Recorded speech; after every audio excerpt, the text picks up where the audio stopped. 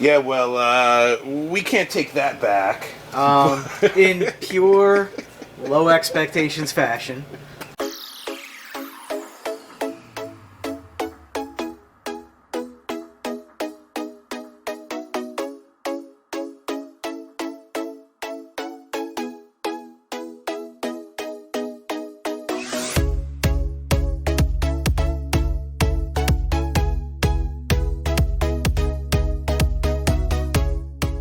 All right, ladies and gentlemen, we have been steeping.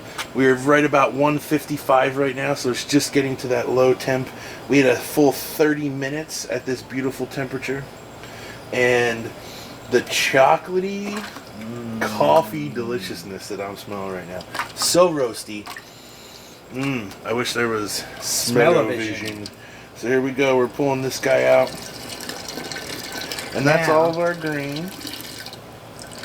I always do a thorough squeeze to make sure I get everything out. Because that's all the good stuff right in there. A little too hot to touch, but...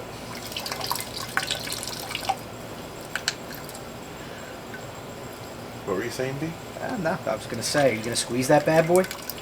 Oh, as much as I can. Alright, that is pretty good. So this comes out and goes under my pillow so I can sleep nicely. He calls that topiary. And then what we have to do is we have to relight the pot so we can bring the fire back up. Yep, so nice, bring it up to a boil slowly. Alright, that's adjusted nicely. So it's just going to slowly come up to a boil. Keep the lid on because we are outside. Don't want anything to get in there. As soon as we come back up to a boil, then it's going to be off the heat and we will start to add all of our extracts. Now the tricky part is we must avoid the overboil.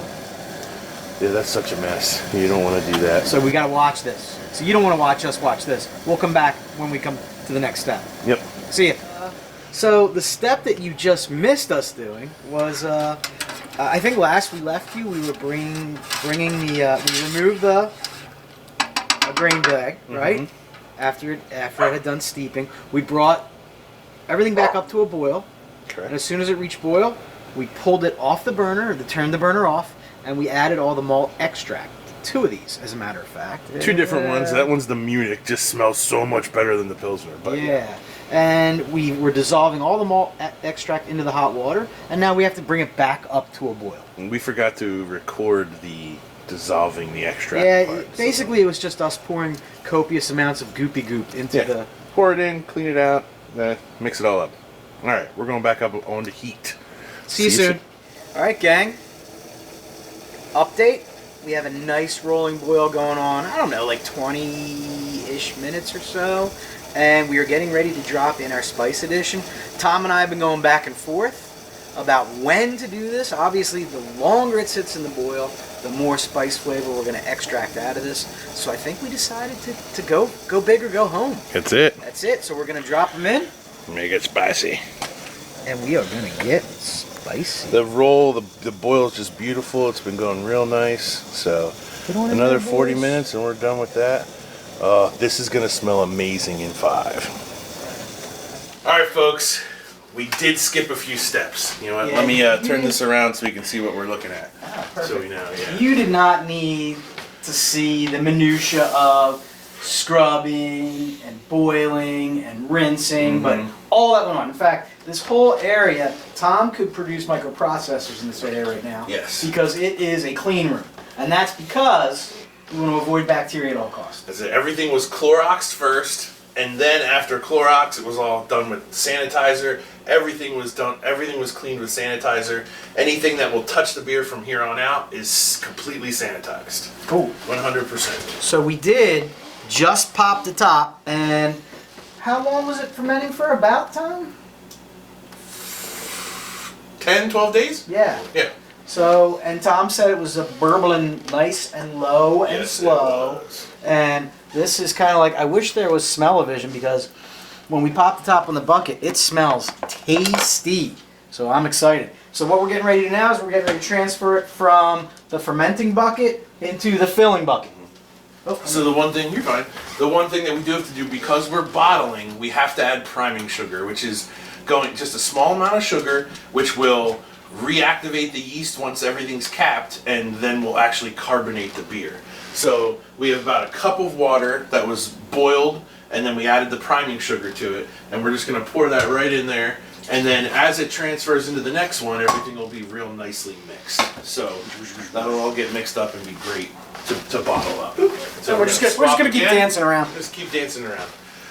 This is a siphon that has all been completely sanitized. So we're going to take the siphon, drop it right down into the bucket. And it goes all the way down because you want to have as little air as possible into the beer at this point. It almost coils around the bottom of the bucket. And I try and keep it all the way down in there so we can do that. Now it's not going to do that right away because I have to actually start the siphon. And it started super easy. You can see the color come through. The smell is unreal. We may have gone slightly over on the spice. It might be spicy. It is a very strongly spiced beer. The color is beautiful. It's like almost like a caramel. Willy Wonka chocolate caramel color. It's really, it's nice. So this will take quite a few minutes. While this is happening, we're going to start sanitizing all of our 3 cases of bomber bottles. I'm going to go grab a case right now. We're not going to make you watch that. We're just going to, what we do is mix up sanitizer, cover each bottle inside and out, dump it all back out, set it aside so it's ready to be filled. All right, ladies and gentlemen, we are going to let the camera travel just a tad here. We're going to come in on this. So we've got fully sanitized bottles here. These are all sanitized and ready to go. There's actually a little sanitizer left in the bottom, so you'll see me dump each bottle out just onto the ground. There's towels down there to catch the little bit of sanitizer. And then we will use this filler right here. It's a little spring-loaded filler, so you put it down into the bottom of the bottle, and then it will the beer will start to flow in. As it comes up the neck, you pull that little tube right back out. Yeah. Pretty simple. Then I will, because I have help today, I'm going to put the full bottle on the stove where B will grab a sanitized cap and cap it and then box it. And that's the whole process. We're actually, ooh, yeah, there's our first one. We did a test run. Worked out great. We're going to set the camera back up right here and I'm going to lower it just a tad. But then what we're going to do is we are going to just let the camera run, and you're not going to be able to see too much, but we're going to let it run, and then maybe we can do a time lapse here. So here we go. Good old assembly line.